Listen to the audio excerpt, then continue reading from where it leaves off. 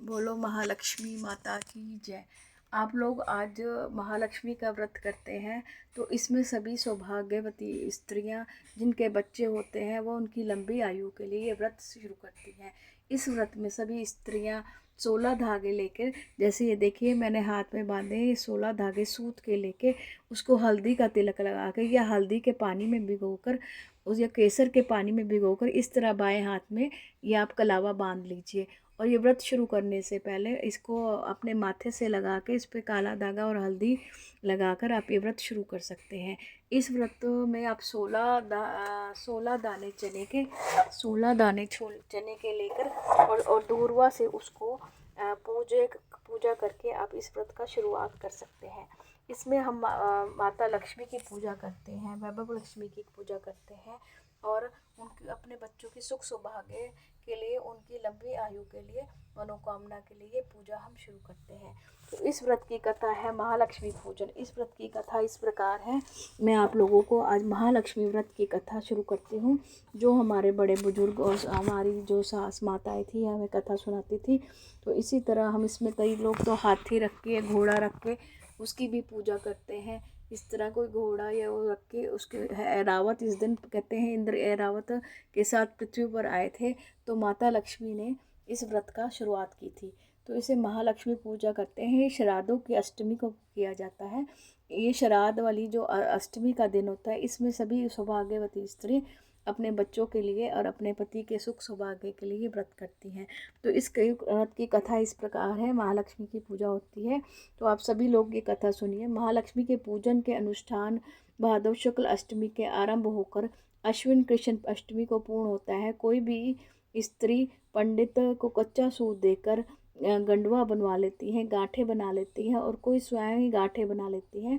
गंडे के सूत को 16 धागे होते हैं, मतलब कि जो सूत के धागे होते हैं उसके हम 16 गांठें बनाते हैं और वो 16 गांठें लगाई जाती है। अनुष्ठान आरंभ होने के बाद भादव शुक्ल के अष्टमी के दिन स्त्रियां नदी का तालाब में स्नान करती है।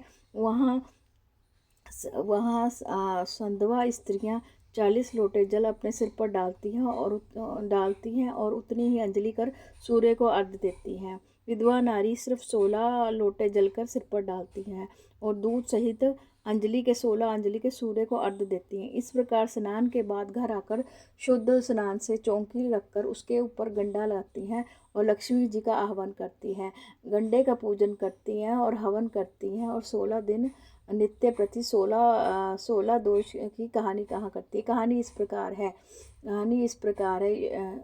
आप सुनिए। प्रबोती दबोती रानी 16 पटरानी गांव मनगरेसन राजा बंधन के कहे कहानी सुनो। महालक्ष्मी देवी रानी, हाँ हम सब कहते हैं तुमसे सुनते हैं 16 बोल की कहानी। इसको 16 बोल की कहानी भी कहा जाता है। ये कहानी 16 बार कहकर अक्षत छोड़े जाते हैं। अश्विनी कृष्ण अष्टमी को जब महालक्ष्मी का पूजन होता है तब 16 प्रकार का पकवान बनाया जाता है। मिट्टी का हाथी बनाकर उसकी पूजा की जाती है और इस प्रकार एक गंडा, उसमें गंडा भी रख दिया जाता है। पूजा के बाद स्त्रियां नीचे लिखी कहानी कहती हैं। एक राजा की 2 रानियां थी, उसमें से एक ही लड़का था, दूसरे के बहुत से लड़के थे। महालक्ष्मी पूजन के दिन आए तो छोटी रानी बहुत से पुत्रों के लिए लौटा मिट्टी का हाथी बनाया जाता है और बड़ा भारी हाथी बन गया। रानी ने उसकी पूजा की और दूसरी रानी ने अपना सिर झुकाए चुपचाप लेटी थी। लड़के को पूछने पर उसकी माँ ने कहा, तुम तो थोड़ी सी मिट्टी लाओ, मैं उसका हाथी बनाकर उसकी पूजा कर लूँगी। देखो तुम्हारे भाइयों ने कितना बड़ा हाथी बनाया है। लड़के ने कहा, तुम पूजा की तैयारी करो, मैं तुम्हारी पूजा के लिए जीवित हाथी ले आता हूँ। इस तरह वह इंद्र के यहाँ गया और वहाँ से अपनी माता के पूजन के लिए इंद्र से ऐरावत हाथी ले आया। माता ने प्रेमपूर्ण पूजा करके, क्या करे किसी के जो 100, मेरा पुत्र एक है जो मुझे 16 लाख। इस प्रकार महालक्ष्मी व्रत की कथा यही समाप्त होती है। तो इस तरह शुद्ध भावना से, शुद्ध इच्छा से और मन पवित्र करके जो भी माता रानी महालक्ष्मी का ये व्रत करती है, माता रानी उसकी सभी मनोकामनाएं पूर्ण करती हैं। बोलो अम्बे मात की जय। महारानी अम्बे रानी सबको सुख सौभाग्य देना, सब आत्माओं को सुख शांति देना, सबको लंबी उम्र देना और सबकी बात पूर्ण करना, सबको सुख सौभाग्य देना। जय बोलो लक्ष्मी माता की जय। बोलो अम्बे मात की जय। जो वैभव लक्ष्मी माता की जय। आप सभी को वह माता लक्ष्मी के व्रत की कथा की बहुत बहुत शुभकामनाएं।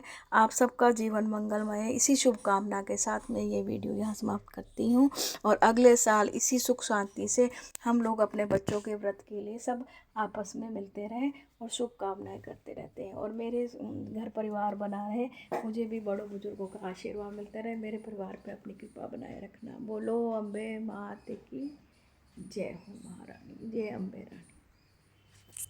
जय अम्बे।